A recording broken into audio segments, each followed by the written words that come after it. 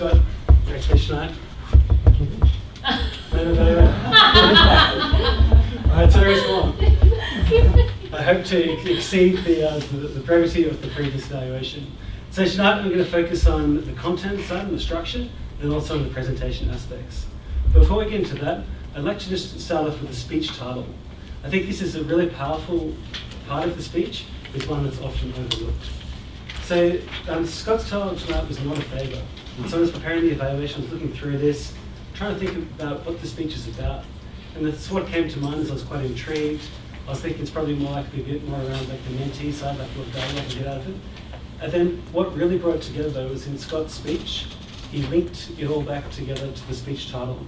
And he explained that mentoring is not a favour, it's a relationship.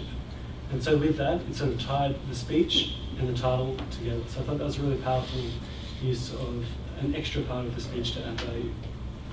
On to the presentation. I really liked the vocal variation that you had.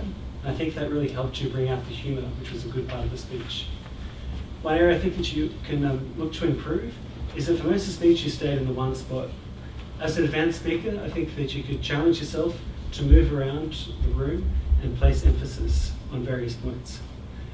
There'd probably be many ways to do this that you can integrate, but one that came to mind initially might be to talk about from the mentor side over here, and then the mentee side from somewhere else in the room. So we had that sort of two-way dynamic, which you mentioned throughout your speech, which was central to mentoring.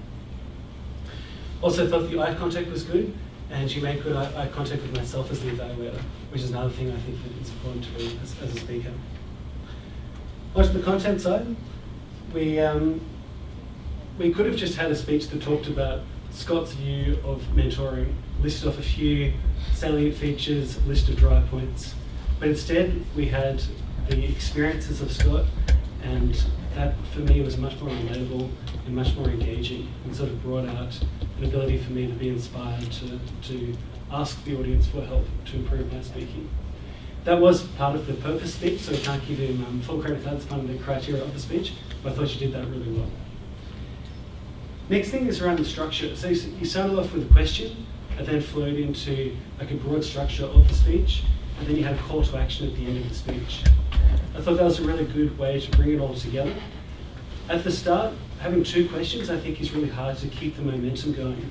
I think it can be done well, but I wasn't sure whether the second question added any more engagement than the first. So finally, Scott, that was a great speech.